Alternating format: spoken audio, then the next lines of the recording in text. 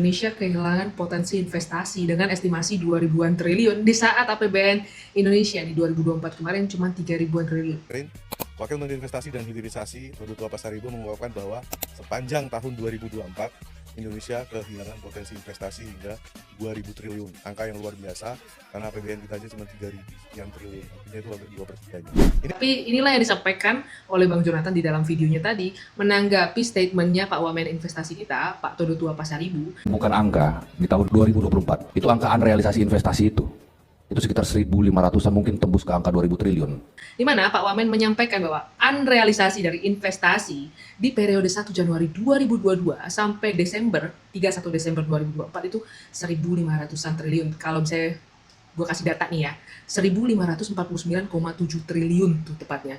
Dan ini terjadi karena ribetnya birokrasi perizinan di Indonesia. Ini nyebabin investor jadi males untuk invest di Indonesia. Selain itu, iklim investasi Indonesia yang nggak kondusif. Termasuk juga masalah perundang-undangan yang tumpang tindih. Peraturan banyak yang tumpang tindih. Benar-benar bikin investor cabut dari Indonesia.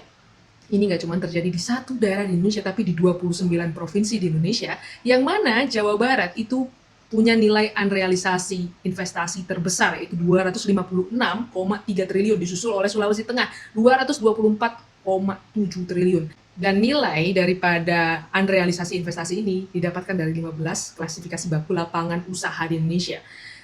Menyedihkan ya, bahwa ada bahkan satu perusahaan aja yang membatalkan investasinya dengan nilai 64,1 triliun. Bayangin, satu perusahaan aja batalin investasi itu nilainya 64,1 triliun. Dan dengan data, fakta, dan kenyataan yang ada, kalau misalnya peninggalan dan warisan daripada hal yang ini nggak segera ditanganin oleh pemerintahannya Pak Prabowo, ya otomatis ini akan merusak ekonomi Indonesia sendiri. Ya kalau misalnya nggak ada investasi yang masuk, ekonomi juga akan susah bergerak. Dan kalau misalnya ekonomi Indonesia lambat, ya otomatis lapangan pekerjaan tipis, ya pengangguran makin banyak. Jadi semoga pemerintahannya Pak Prabowo benar-benar bisa dengan cepat menangani hal yang udah terlanjur seperti ini dan bisa merealisasikan investasi-investasi yang dicanangkan berikutnya.